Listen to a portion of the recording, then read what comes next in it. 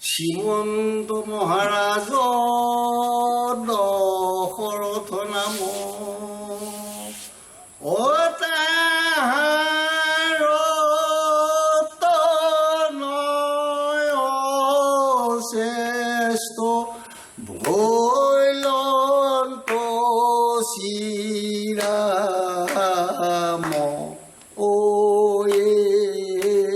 গুৰু পহিলো শৰণ ভুৱন মোহন ৰাম তুমি প্ৰভু কম লোচন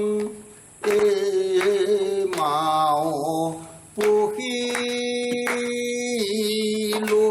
শৰণ শুভৈখনে ভৰতক ৰাইজ দিল মাগি ৰামক পঠাইল গৌৰ চৈধ্য বৰ্ষ লাগি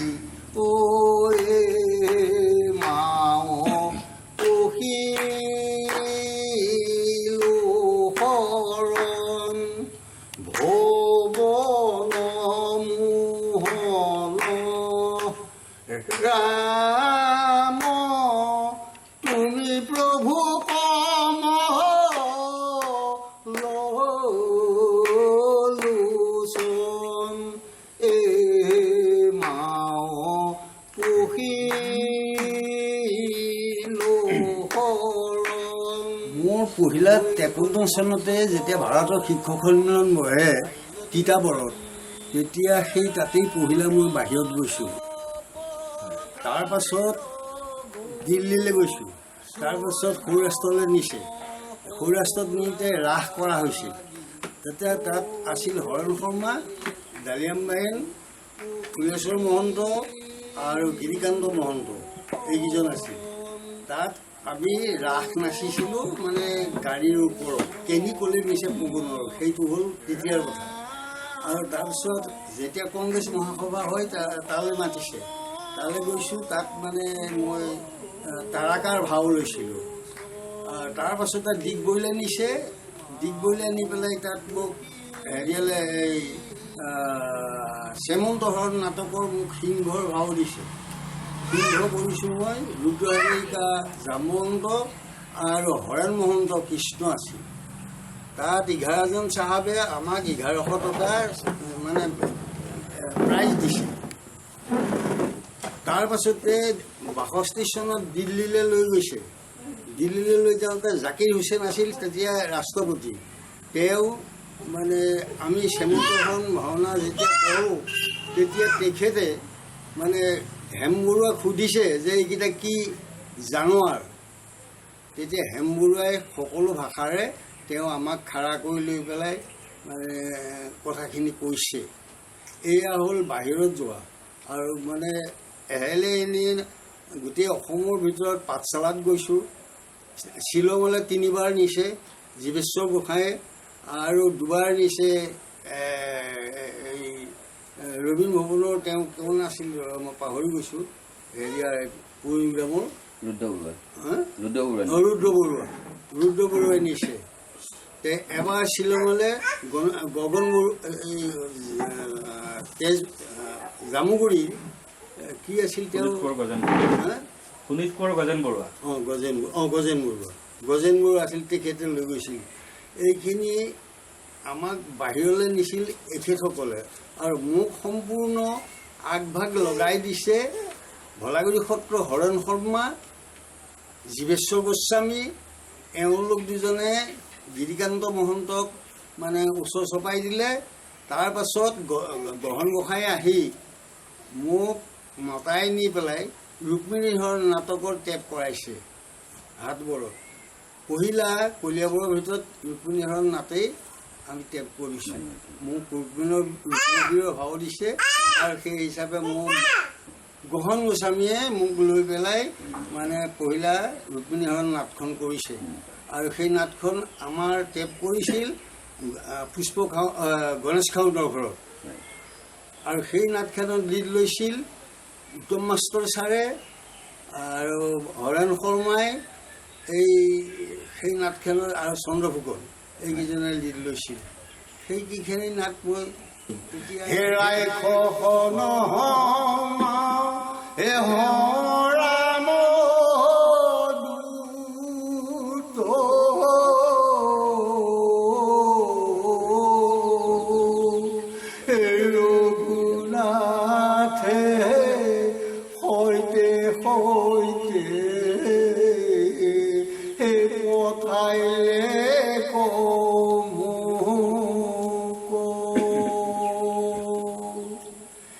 যদি তুমি মোৰ বাইকে প্ৰয়তনতো যা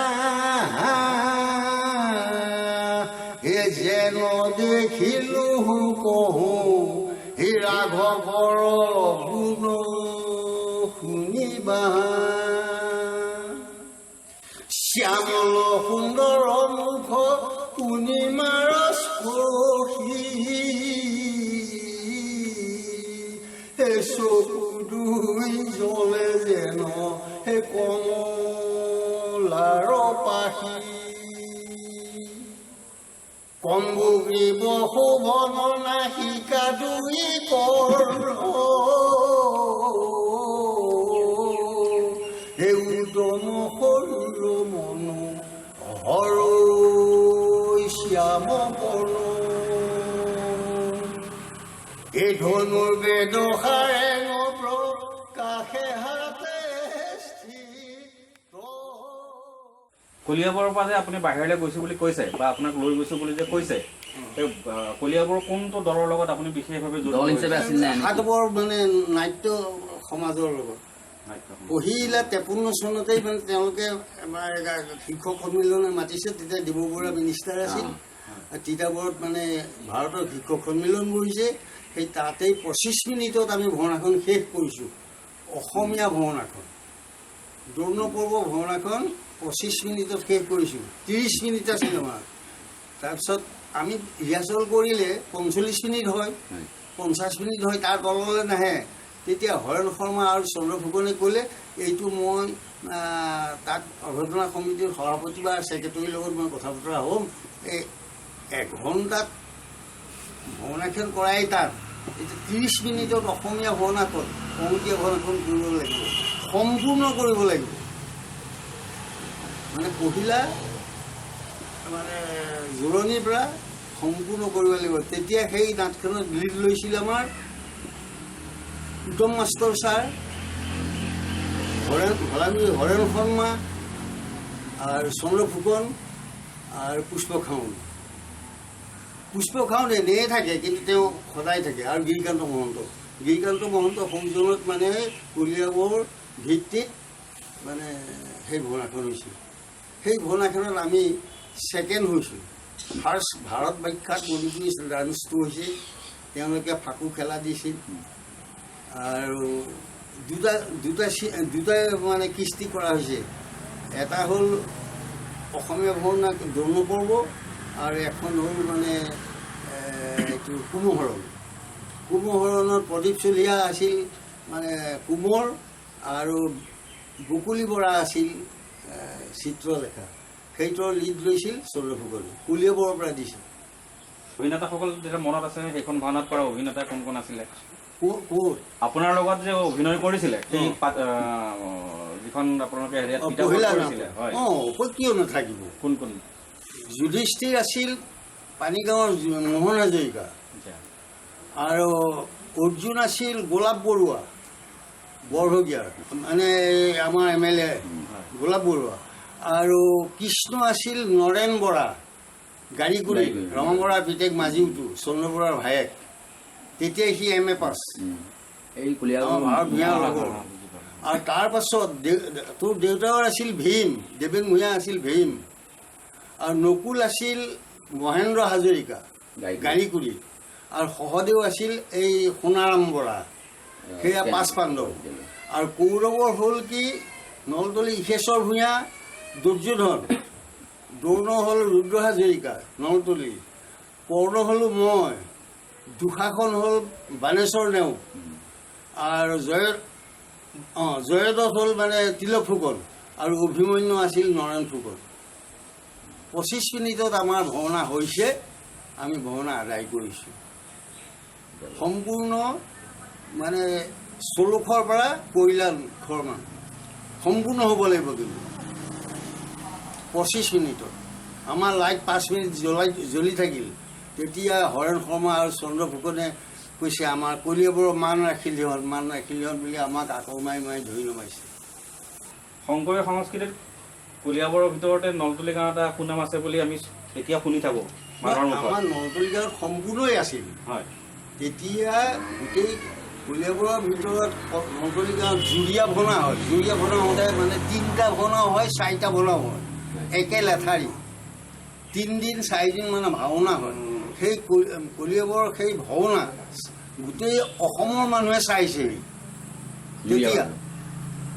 এতিয়া ভাওনা চুবুৰীয়া হয়, তেতিয়া ভাওনা নাই। তেতিয়া ভলাগুৰি সত্ৰত থাকে আহিন তিথি 2দিনীয়া, আৰু নলতলী গাঁৱত থাকে 2দিনীয়া ভাওনা। আপোনাৰ শৈশৱ মানে আপোনাৰ ল'ৰালি কালৰ বিষয়ে অকণ কওক। ল'ৰালি কালত মহিলা মই দ্ৰোণ পৰ্ব মানে অভিমন্যু কৃষ্ণৰ ভাও লৈছোঁ। ক'ত? আমাৰ নলতলীতে। বঘাসুৰ বধৰ বঘাসুৰ লৈছোঁ, কুলাচল বধৰ কুলাচল লৈছোঁ, এইবোৰ ভাগৱতৰ মানে নাটক। বলি চলনৰ বলিৰ ভাও লৈছোঁ, ভীষ্ম পৰ্বৰ দুৰ্যোধনৰ ভাও লৈছোঁ, কুৰুক্ষেত্ৰৰ দুৰ্যোধন আৰু কৰ্ণৰ ভাও লৈছোঁ, ৰাজসুই শিশুপালৰ ভাও লৈছোঁ, ক্ষেত্ৰবাহুবধৰ ক্ষেত্ৰবাহৰ ভাও লৈছোঁ, তাৰপিছত ৰুদ্ৰানন্দৰ ভাও লৈছোঁ ক্ষেত্ৰবাহুৰে, তাৰপিছত সীতাহৰণ বালিবধৰ ৰাৱণৰ লৈছোঁ, সুগ্ৰীৱৰ লৈছোঁ, বালিৰ লৈছোঁ, খৰ দুখনৰ লৈছোঁ, লংকাধৰণৰ হনুমন্তৰ কৰিছোঁ, ৰুক্মিণীহৰণৰ ৰুক্মবীৰৰ কৰিছোঁ, দশৰথৰ কৰিছোঁ, বিশ্বামিত্ৰৰ কৰিছোঁ, আৰু ৰাম লক্ষ্মণৰ কৰিছোঁ। আগৰ ভাওনাৰ যিটো সুৰ আছিলে, গীত মাতৰ হওক বা আমাৰ পদ তৈয়াৰ যিখিনি আছিলে, তেতিয়াৰ ভাওনা আৰু এতিয়াৰ ভাওনাৰ মাজত পাৰ্থক্য আছে নেকি? বহুত পাৰ্থক্য।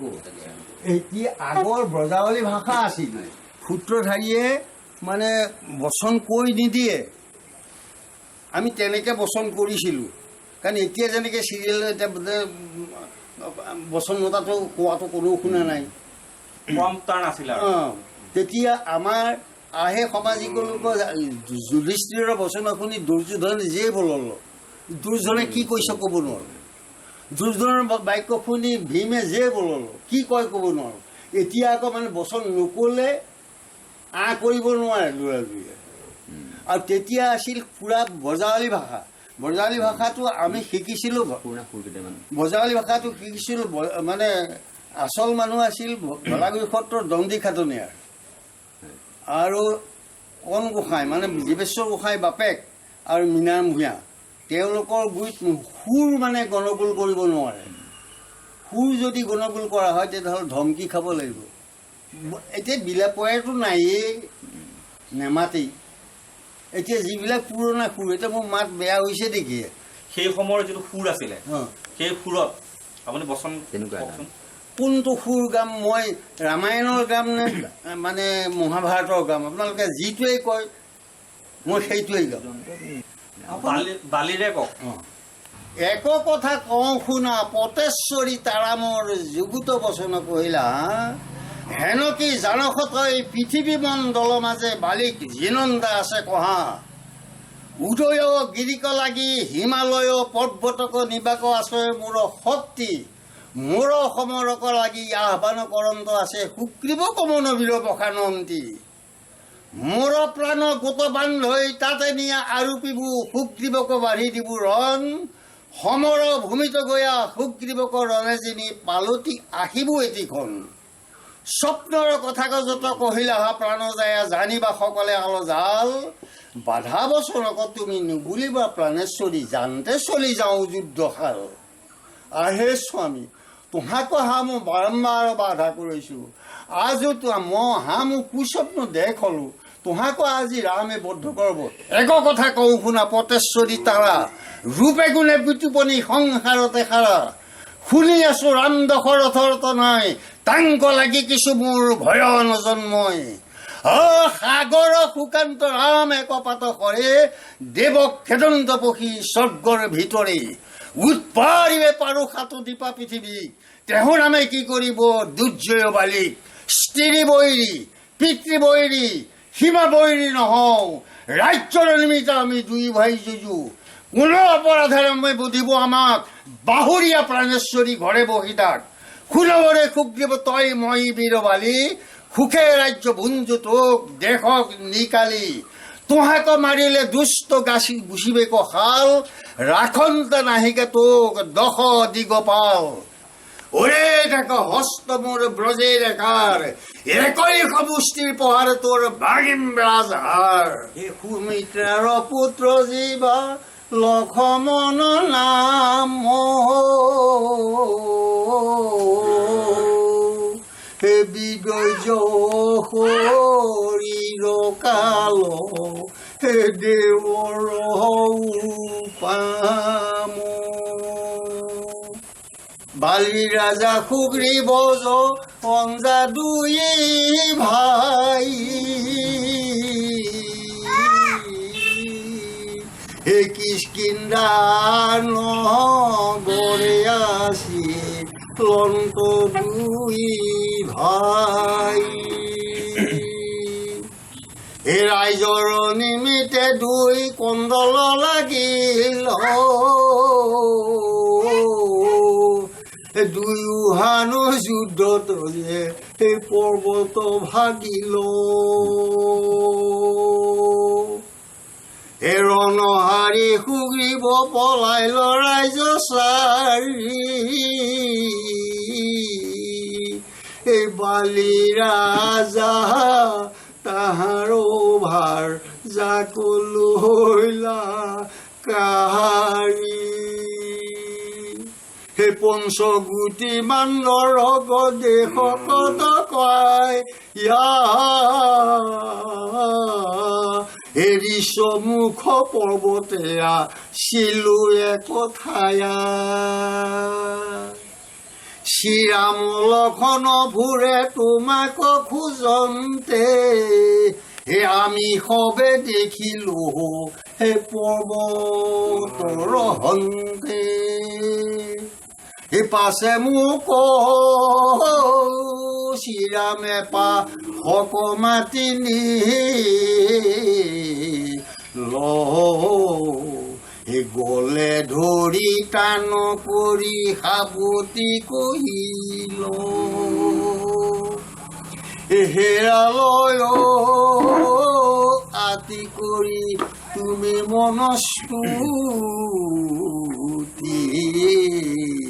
হে ৰাম নাম লিখাও আছে ৰামৰ আঙুষ্ঠি আপুনি অভিনেতা হোৱাৰ উপৰিও এটা সময়ত আপুনি ৰূপসজ্জাৰ কাম কৰিছিলে মেকআপৰ কাম কৰিছিলে মেকআপটো পহিলা কলিয়াবৰৰ ভিতৰত যদিও আমাৰ মোমাইদেউ ইয়াৰ দেউতাকে ককা দেউতাকে মোক শিকাইছিল ভোলাৰাম ভূঞা তেখেতৰ পৰা মোক শিকাইছিল যে তই পেইনটো এনেকৈ কৰিবি তেতিয়া জিনকপ পেইন আনে এই নগাঁৱলৈ যাওঁ নগাঁৱৰ পৰা মানে মই চাইকেল মাৰি যাওঁ ইয়াৰ পৰা নগাঁৱৰ পৰা মানে জিনকপ পেইন লৈ আহোঁ এইটো পেক হিচাপে থাকে কেজি আধা কেজি লৈ আহি ইয়াত মই পেইন বনাওঁ মোমাইদেউৱে মোক দেখুৱাই দিলে মই পেইনটো বনাওঁ তেতিয়াৰ পৰাই অকণমান ধৰি লওক অভ্যাসটো হৈ গ'ল আৰু তেতিয়া গোটেই কলিয়াবৰৰ ভিতৰত পহিলা পোচাক ময়ে বনাইছোঁ সেই মোমাইদেউৱে মোক খুৱাইছে এই শিলঘাটৰ এটা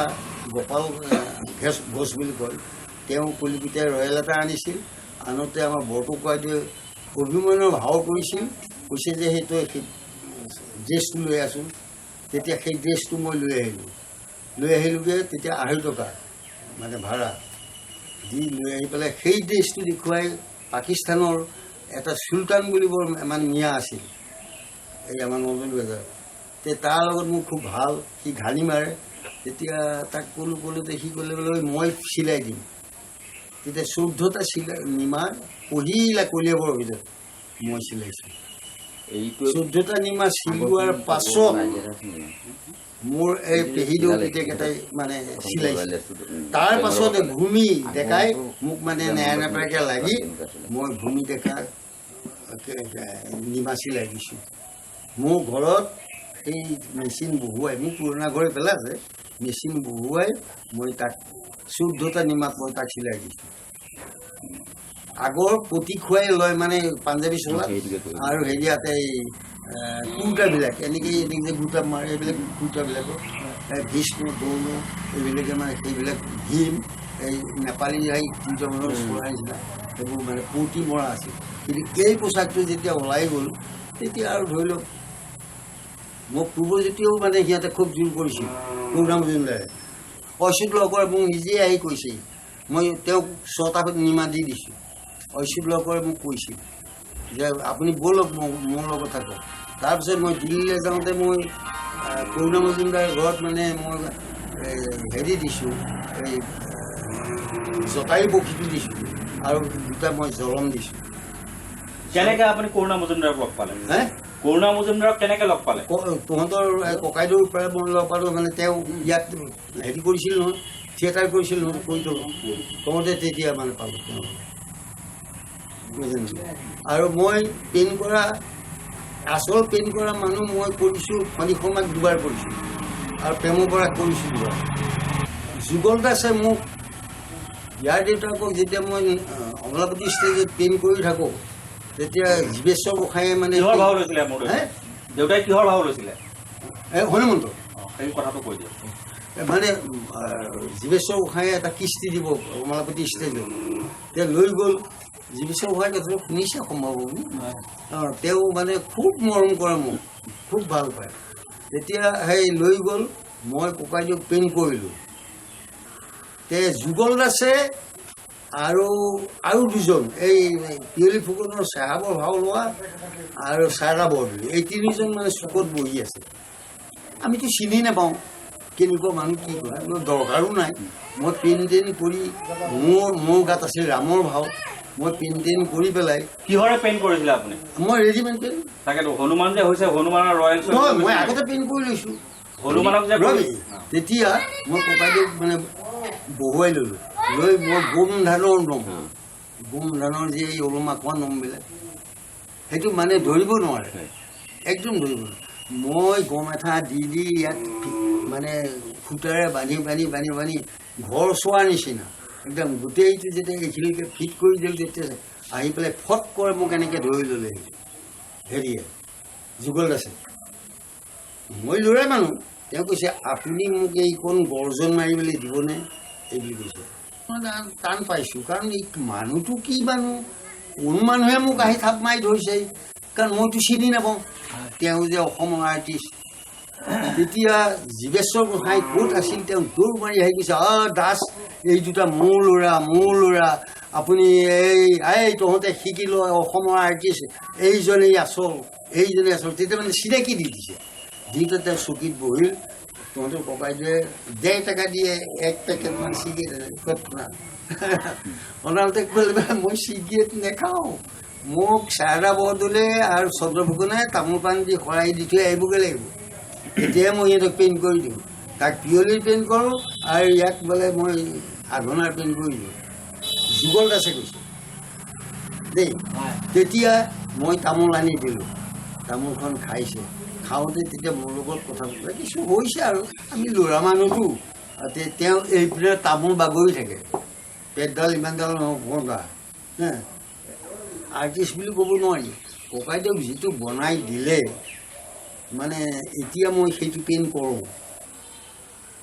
আপুনি টেকনিকেল স্কুলৰ কথা অকণমান কওকচোন।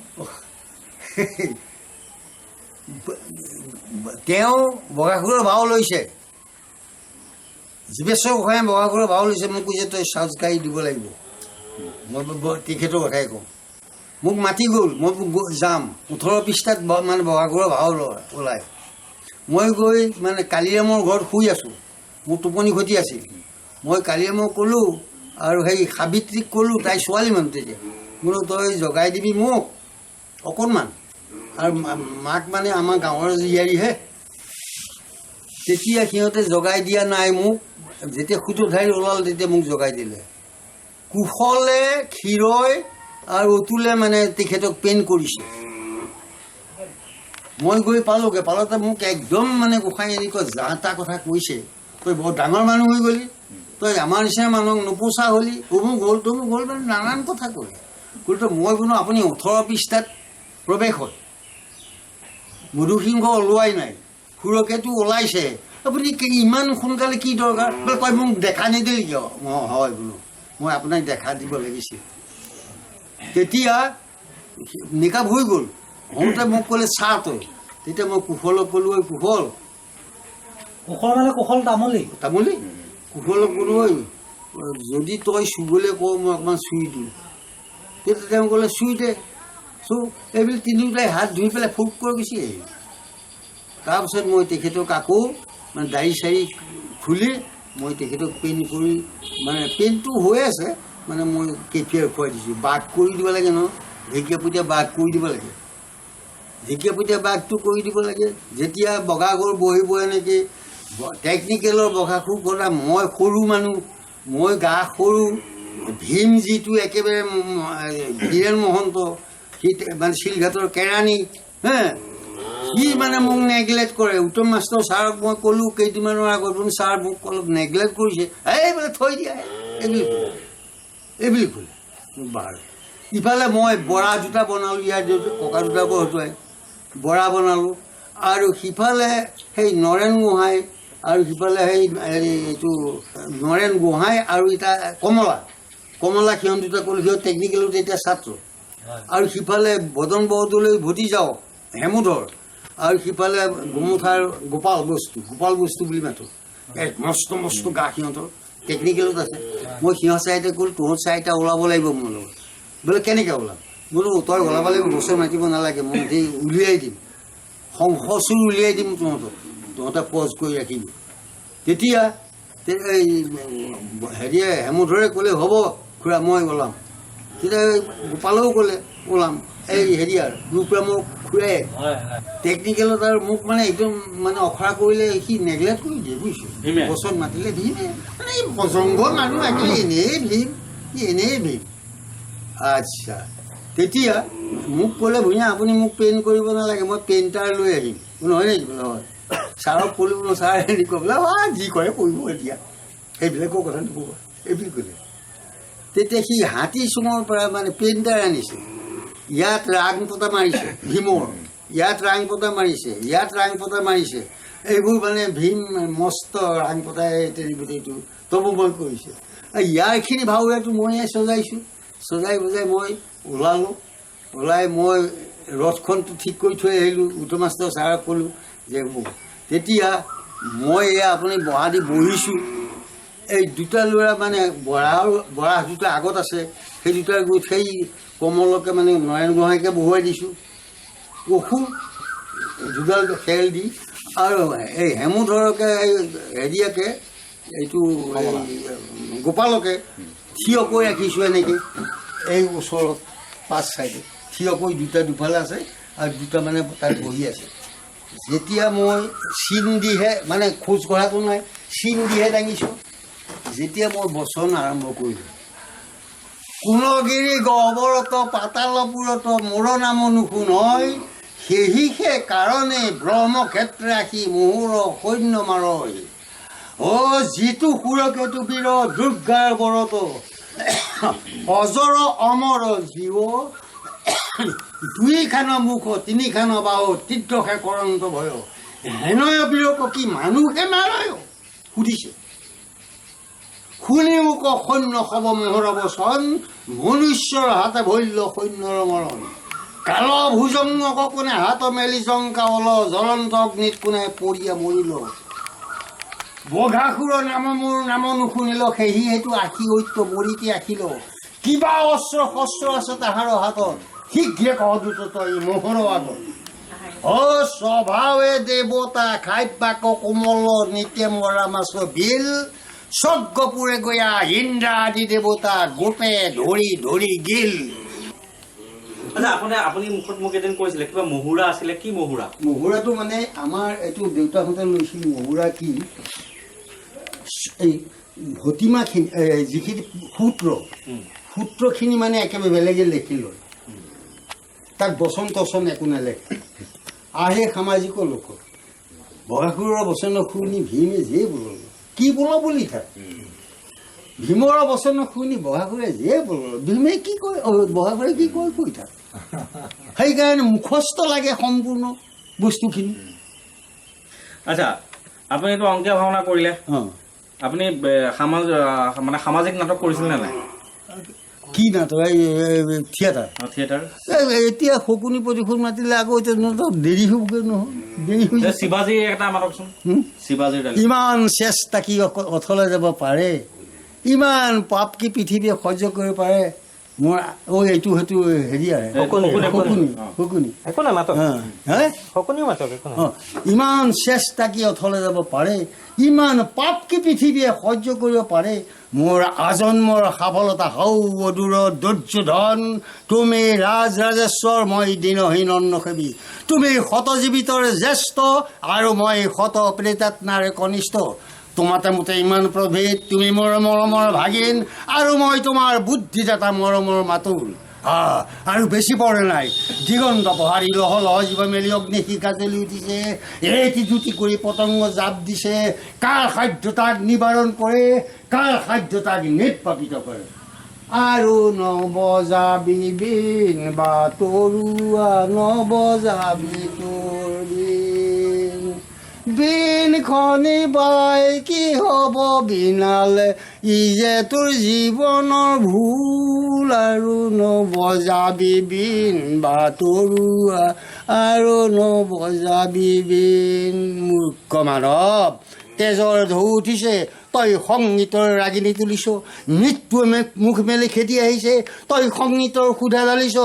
নহয় বেছ কৰিছ, আনন্দ কৰ, উৎসৱ কৰ, মহোৎসৱ কৰ। হস্তিনাপুৰ যায়, কুৰুকুল যায়, দুৰ্যোধন যায়। আনন্দ কৰ, উৎসৱ কৰ, মহোৎসৱ কৰ। মামা মামা কিহৰ উৎসৱ? কৈছোঁ, দ্ৰোণাচাৰ্যই কৌৰৱৰ গৌৰৱ ৰক্ষা কৰিছে আৰু পাণ্ডৱ বিভঙে পলাইছে। দ্ৰোণাচাৰ্য আৰু নাই মামা, ধৃষ্ট দ্ৰোণৰ হাতত নিহত, কৌৰৱ পৰাজিত। তুমি সুন্দৰ মিছা কথা ক'ব পাৰা কৈল, মিছা নহয় বেমা। ই হয়তো কি শুনালা কৈল, মোক কি শুনালা? মোৰ মাথা ঘূৰিছে, মই অন্ধকাৰ দেখিছোঁ, মোক কি শুনা। দাদা মামা আপুনি যদি এতিয়া অধৈৰ্য হয়, দুৰ্যোধনক কোনে সান্তনা কৰিব? ঠিক কৈছা, ঠিক কৈছা কৈল, তুমি ঠিক কৈছা। মই যদি অধৈৰ্য হওঁ, এই ভূ ভাৰতত আৰু দুৰ্যোধনক সান্তনা কৰা মানুহ কোনোৱেই নাই। মই কথা এটা ভাবিছোঁ, তুমি পাৰিবানে? বোলে কি? এই বুলি তুমি সেনাপতি হ'ব লাগিব। আপুনি এই ইমান বছৰীয়া শিল্পী জীৱনত আপুনি যেতিয়া খুৰীদেউক বিয়া পাতিলে, তাৰপিছত আপুনি খুৰীদেউৰ পৰা কেনেধৰণেৰে সহায় সহযোগিতা পাইছিলে? মানে আপোনাৰ শিল্পী জীৱনত আগবাঢ়ি যোৱাত খুৰীদেউৰ অৰিহণা কিবা আছেনে? খুৰীদেউ আপোনাক সহায় কৰিছিল নে? আপুনি মোক সহায় কৰিবলগীয়া একোটো নাই। এই গাঁৱৰে বিয়া যেতিয়া গাঁৱতে কৰিছোঁ আৰু কি নহয় নহয়, কেতিয়াবা যদি আপুনি ভাওনা কৰিব ওলাই গৈছে, ক'ৰবাত মেকআপ কৰিব ওলাই গৈছে, খুৰীদেউৱে কৈছিলে নালাগে যাব বা যাওক? নাই নাই, এইবিলাক মোক কেতিয়াও কোৱা নাই। তাৰমানে ফ্ৰীভাৱে এৰি দিছিলে আপুনি? সেইটো মানে নকওঁৱেই। আপোনাৰ বিয়াখন কেনেকৈ হৈছিলে? বিয়াখন আৰু দেখা শুনা দুইটা হ'ল আৰু আছেই গাঁৱতে, আৰু বিয়া তেনেকৈ হ'ল আৰু হোম বুলি ক'লে বিয়া। ময়ো আপুনি কেনেকৈ সুধিছিলে? প্ৰথমতে কেনেকৈ সুধিছিলে? খুৰীদেউক কেনেকৈ সুধিছিলে আপুনি? মই খুৰীদেউ খোলা নাই নহয়, বাপেকেই ক'লে। আপুনি প্ৰথমতে চাইছিল নে ঘৰৰ পৰা, নে আপুনি চাবলৈ কেঁচুৱাৰ পৰা লোৱা মানুহজনীক আৰু কেনেকৈ চাম, কেনেকৈ চাম? আপোনাৰ প্ৰেম হৈছিল নেকি খুৰীদেউ? প্ৰেম হৈছিল নেকি? নাই, সেইটো বিয়া পাতি আনিছোঁ, হোম পুৰি বিয়া পাতি আনিছোঁ। হয় নেকি? ৰাজগোপিনী নি মই বদনাম কৰি অনা নাই। খুৰীদেউ, আপুনি খুৰাদেউৰ শিল্পী জীৱনত আপোনাৰ অৰিহণা কওকচোন। আপুনি কেনেকুৱা পাইছিল? ভাল পাইছিল নে? আপুনি এনেকুৱা শিল্পী এজনৰ লগত আপুনি বিয়া হ'বলৈ পাই আপুনি মানে ভাল পাইছে নহয় জানো? আপুনি বিভিন্ন ক্ষেত্ৰত ওলাই যাওঁতে খুৰাদেউ কোনো ধৰণৰ সুধিবলৈ সময় নাপালি,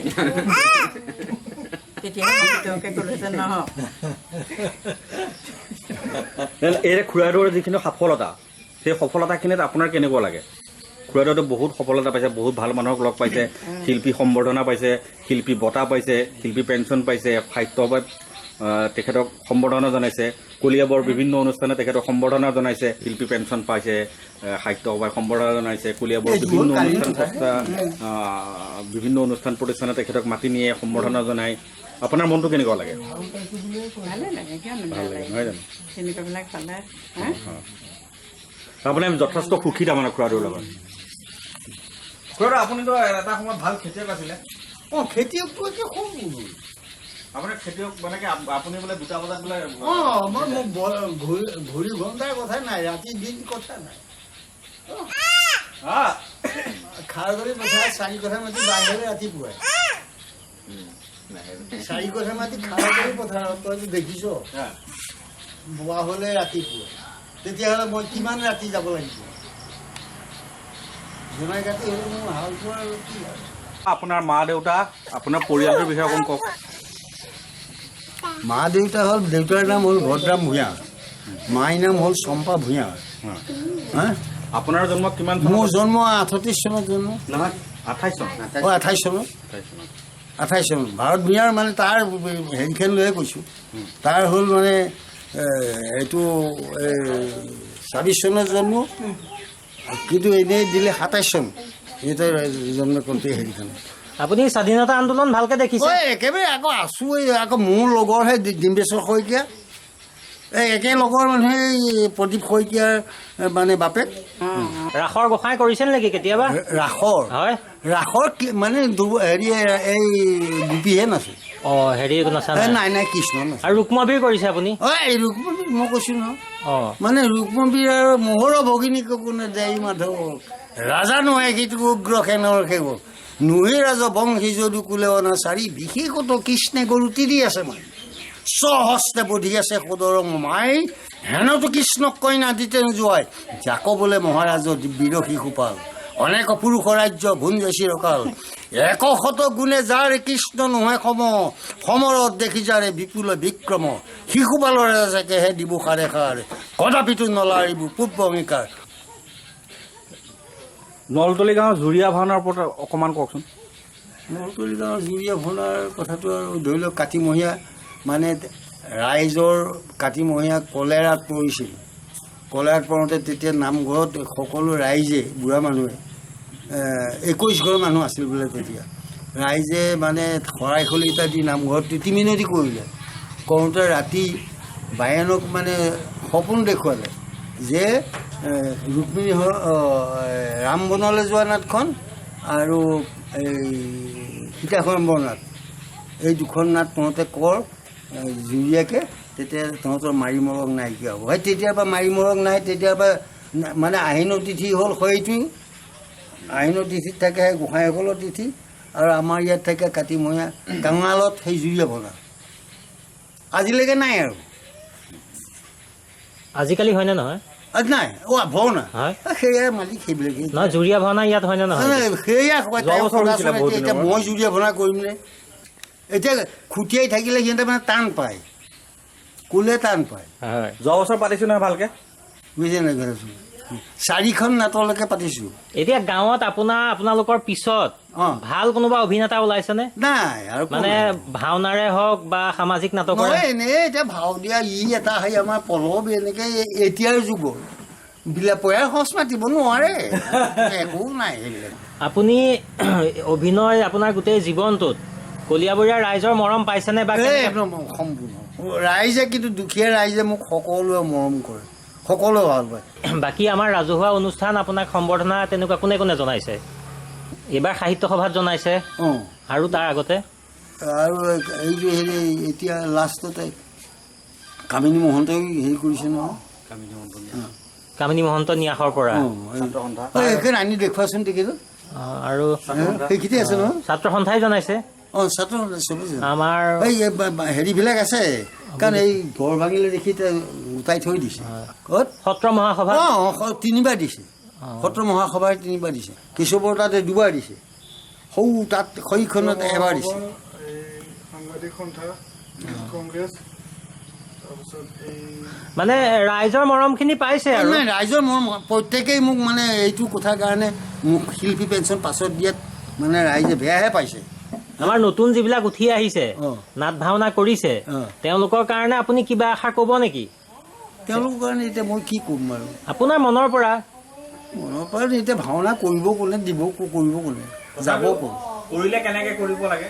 হে এতিয়া আপুনি আজি অত দিনৰ আগৰ বচন এতিয়া যিবিলাক পৌৰাণিক সেইবিলাক এতিয়া কোনো ল'ৰাই গাব নেজানে, কোনো ল'ৰায়ে গাব নেজানে, চব মানে অকণমান নগীয়া সুৰত গাই দিয়ে আৰু সেয়ে আছে তেওঁলোকৰ গান। নগীয়া সুৰটো কিনো? এইটো শুনিও ক গুৰু দুৰ্ন কি কৰ্ণ ব্ৰহ্মা শুনাও অস্ত্ৰমা শৈল বিকৰ্ণ সু শৰ্মা। এইটোৱেই সুৰ এতিয়া চব গাওঁ, এইটোৱেই সুৰ আৰু অন্য সুৰ নাই। হে ৰাম লংকাত নিপুতি হে ৰাম তই জুই গনুহে অ পাপিষ্ট মুগুদ জনা পষ্টিৰ নাতি। হে ৰাম ভাল যে বোলন্তে হে ৰাম বিহতি ভাবই অহিত বোলহ মন্দ নৈকে হিনি সুত। এইটো গাব নোৱাৰে পতক কৰে, এটা এটাকে আখৰ গাব লাগিব, তেতিয়াহে যাব। হে ৰাম লংকাত নিপুতি হে ৰাম তই জুই গনুহে অ পাপিষ্ট মুগুদ জনা পষ্টিৰ নাতি। হে ৰাম ভাল যে বোলন্তে হে ৰাম বিহু